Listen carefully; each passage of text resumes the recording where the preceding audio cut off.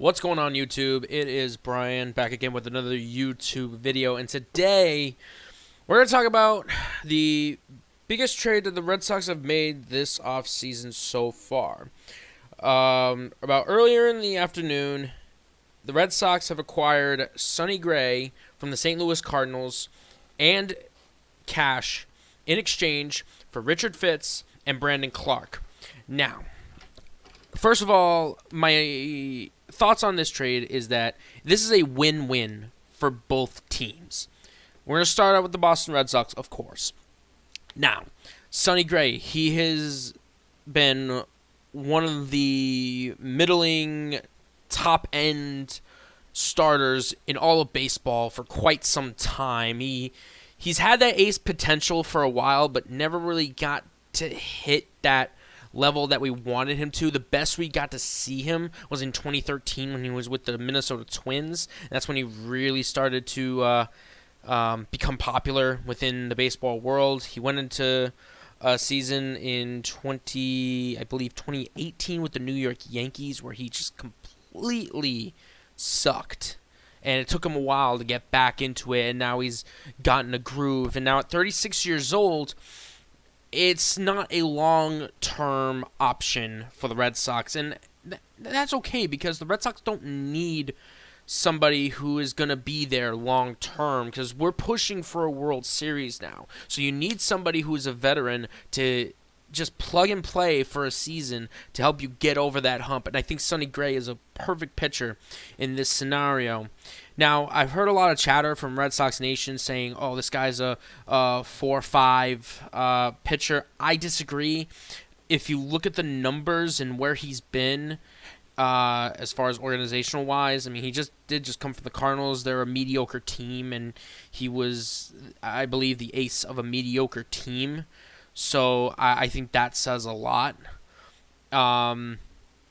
Looking at this trade for the Red Sox, I think he is going to be our number 2 guy. And here's why. I think because of that, because of the fact that Andrew Bailey has been really, really good with fixing pitchers mechanically. You look at Garrett Crochet when he got here, he was pretty solid with the White Sox. He was a superstar just waiting to explode with the right pitching coach, and we put him with the right pitching coach in Andrew Bailey, and he is now an ace. You look at Lucas Giolito. He, last season, before he had a full healthy season, prior to that, he was on the brink of being out of here in Boston, and because he just constantly got lit up, he was constantly getting hurt, he wasn't doing anything to help himself. Injuries are hard to control, but when you're out there pitching on the mound, Lucas Giolito did nothing to help his case in remaining a Boston Red Sox. And then Andrew Bailey in 2024 saw something in his mechanics, they fixed it, and he became one of the biggest surprises for the Red Sox last season, posting incredible numbers for a guy who has just come out of nowhere.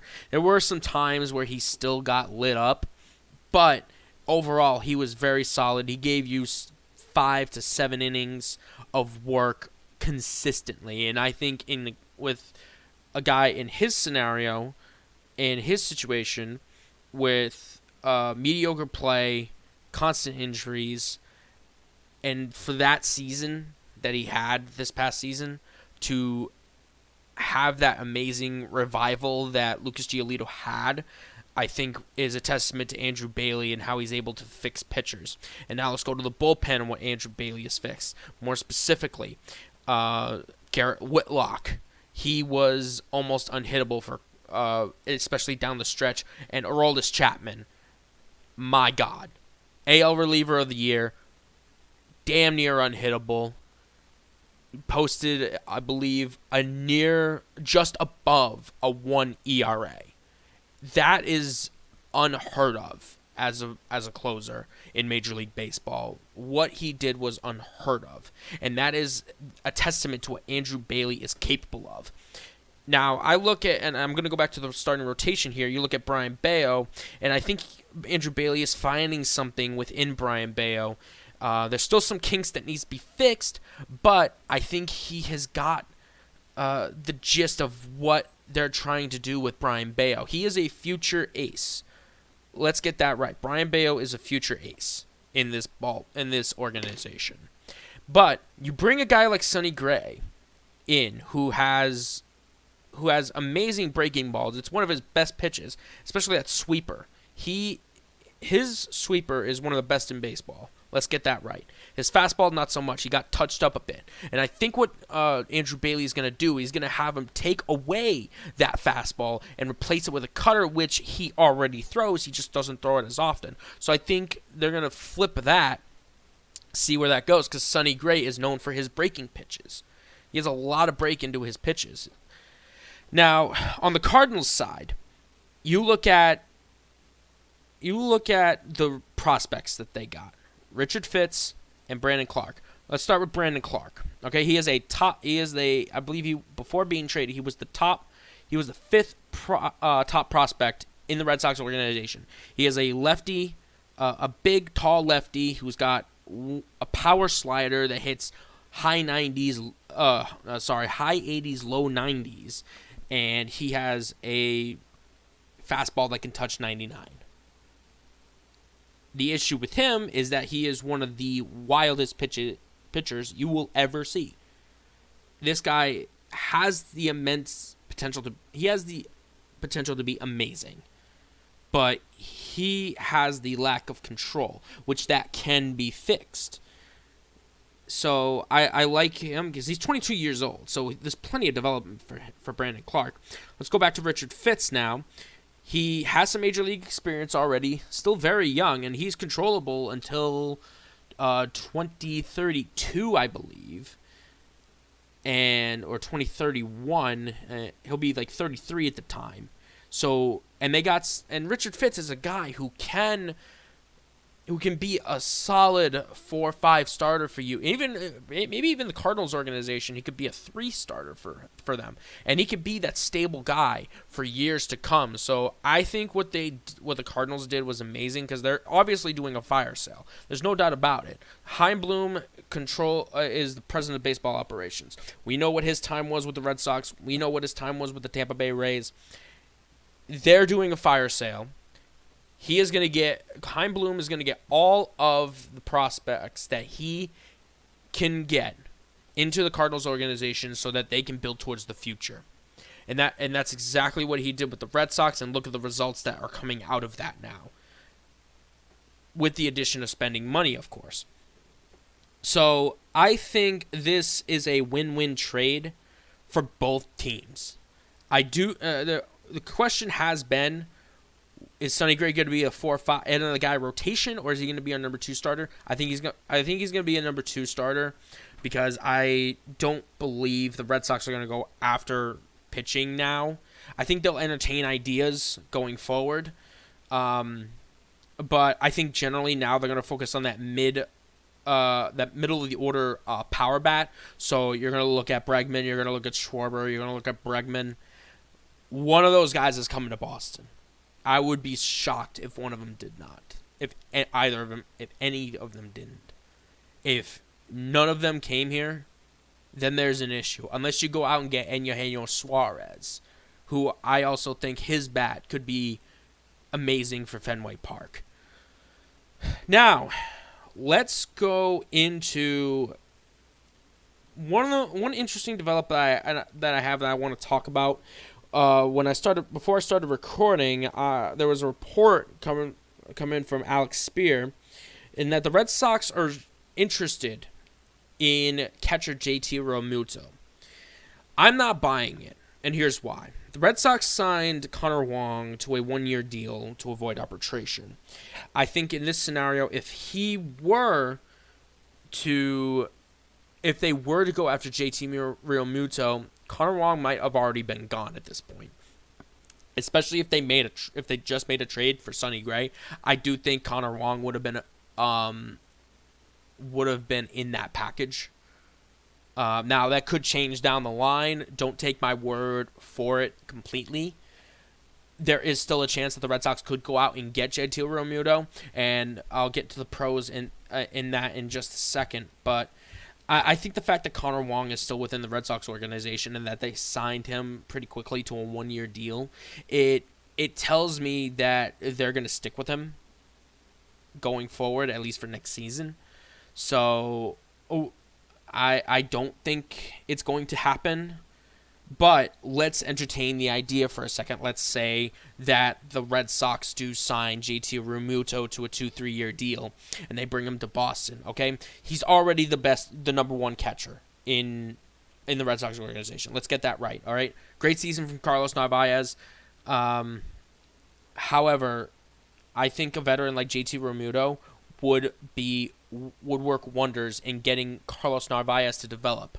So you would have that platoon at catcher, where you throw some for JT Realmuto and you throw some for Carlos Narvaez, kind of like how you did down the stretch between Carlos Narvaez and Connor Wong.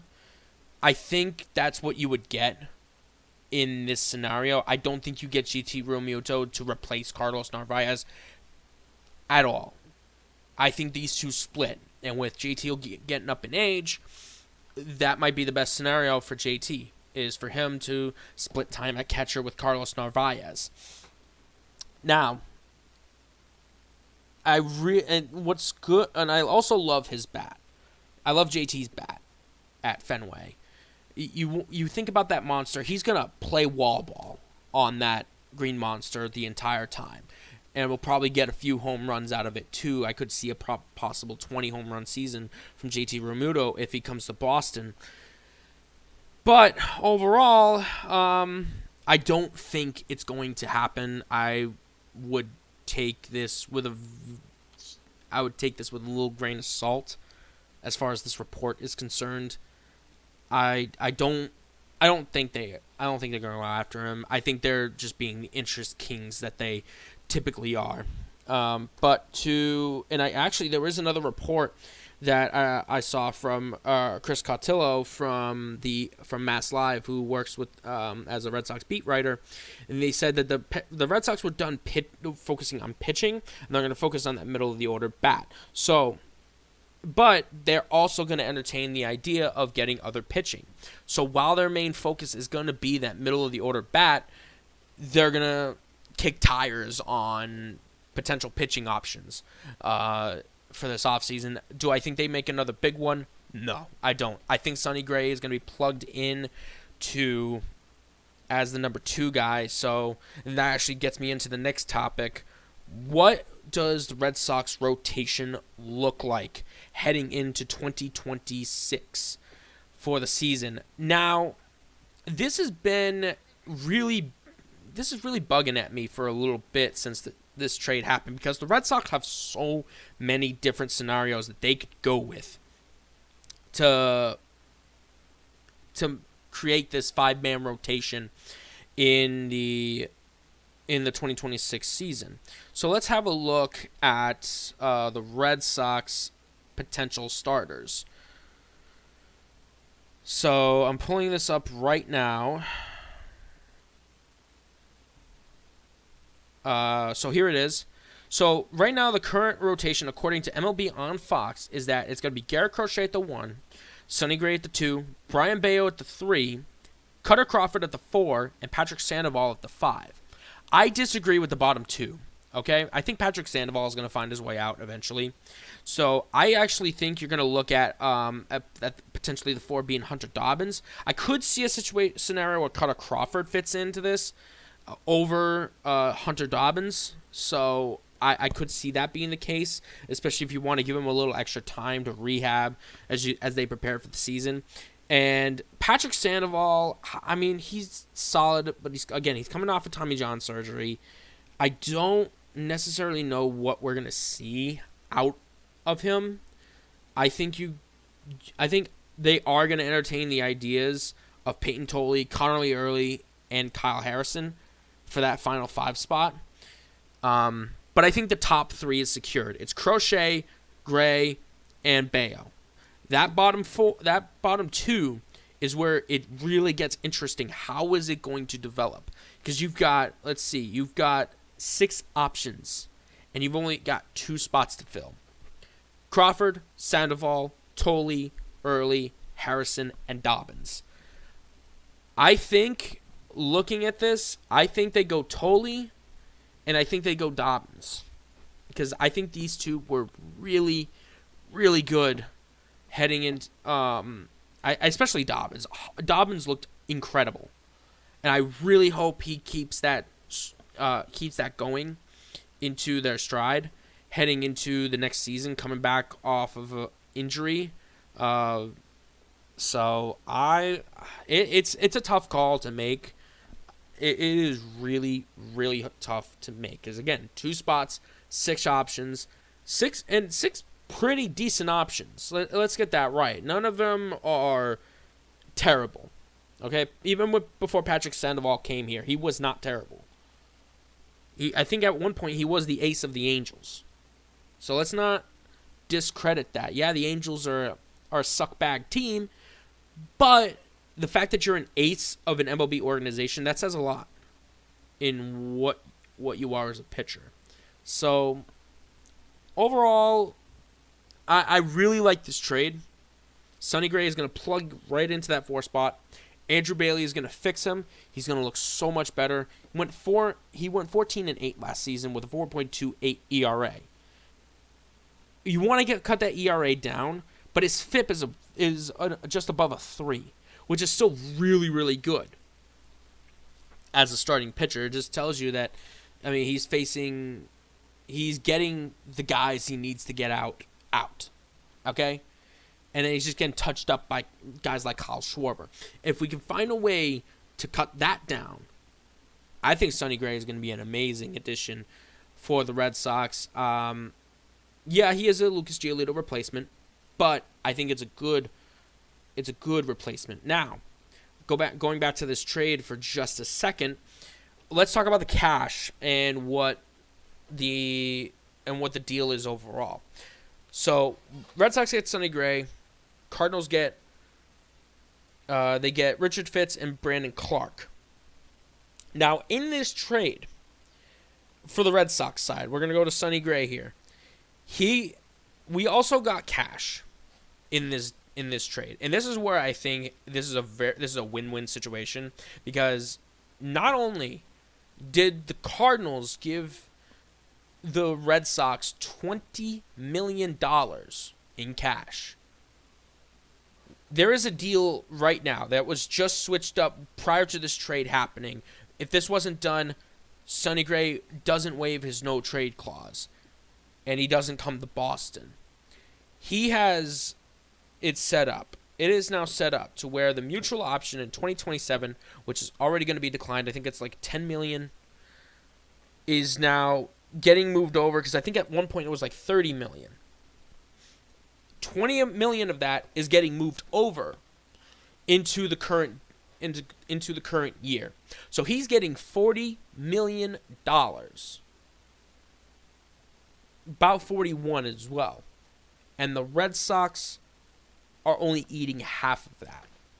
The Cardinals and the Red Sox are practically split even on how much they're paying Sonny Gray. That is a huge win for the Red Sox. This allows them to go out and get guys like Schwarber, guys like Alonso, guys like Bregman, even guys like Suarez. You have to find a way to get one of these big bats in. If you don't, this becomes a big issue for the Red Sox down the line. You want to contend for a World Series? Got to get a big bat. I like the trade. I think he's a number 2 guy. He is not a 4 or 5 guy. He's a number 2. Suck it up. Deal with it. That's what it is. Welcome to Boston, Sonny Gray. Well, that's all I got for you guys today. Hope you enjoyed. I'll see you guys next time. Peace.